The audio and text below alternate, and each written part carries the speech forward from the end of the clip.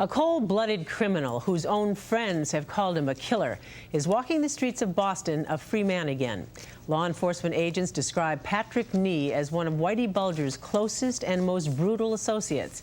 Yet he has just been released from prison and even has a job on the Big Dig. News Center 5's David Boeri has our exclusive story. Cops and lawyers alike describe Patrick Nee as violent, deadly, and dangerous. If Whitey Bulger was afraid of anyone, it was Pat Nee, says someone who knew. One of his street names was Patty Kneecaps. Excuse me, Mr. Nee. Hi, my name is David Boeri. I'm a reporter with Channel 5. The last time Mr. Nee was arrested, he was outside a bank with an Uzi machine gun loaded with hollow point bullets and waiting for an armored truck. On an FBI secret tape, one accomplice said the plan was to kill the guard and driver. 3 guys jump out, ba-boom, ba-boom, take everybody down. Mr. Nee went to prison for 9 years. Sir, you know that you've been suspected in the murders of at least 3 people. Just released from prison, Mr. Nee now has a job. He works at the Big Dig. But his fate may depend more upon the outcome of what you might call the Little Dig in Dorchester last January. From a shallow grave where a criminal associate of Nee and Bulger-led police emerged 3 victims of murders committed in the early 80s.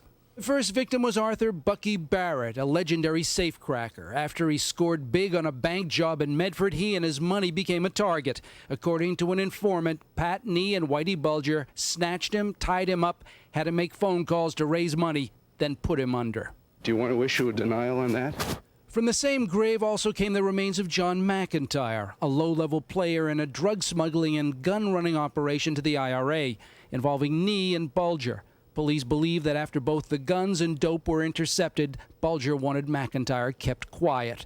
McIntyre was last seen alive with Pat Nee. Police sources believe 1 or more victims was murdered in a home belonging to Nee or his relative.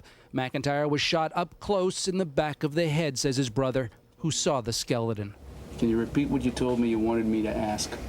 Yeah. Pat Nee. Where are my brother's feet and his hands? Another Bulger employee who got his pink slip was Brian Halloran. He too had been talking to law enforcement agents, a violation of Bulger company rules except for Bulger himself, who was the biggest rat of all. Whitey drove the car and Pat Nee was the shooter. He probably used an Uzi, according to an informant. A witness said Halloran staggered out of his car and Nee walked over to him, remained calm through the entire matter and stood over the victim and shot him as many as 20 times. Get away from me with that camera. You know that you've been suspected in the murders of at least 3 people. Don't you want to issue a denial? Do you want to say anything to their families? John McIntyre, Brian Halloran, Bucky Barrett. No denials? Pat Nee is now as free as the birds in St. Bridget's churchyard, which is where he left us. The last major member of the Bulger mob who's on the streets, besides Bulger himself. So one friend tells the FBI and even the U.S. attorney who Pat Nee killed, and 11 years later, another friend brings police to where the bodies are buried. Yet it would appear Pat Nee has never been questioned by investigators. And now that he's free, he has every chance to take off into the land of fugitives, which is just what top investigators tell me they fear. But U.S. Attorney Donald Stern declined to comment today, declined an interview. Chet, Nat.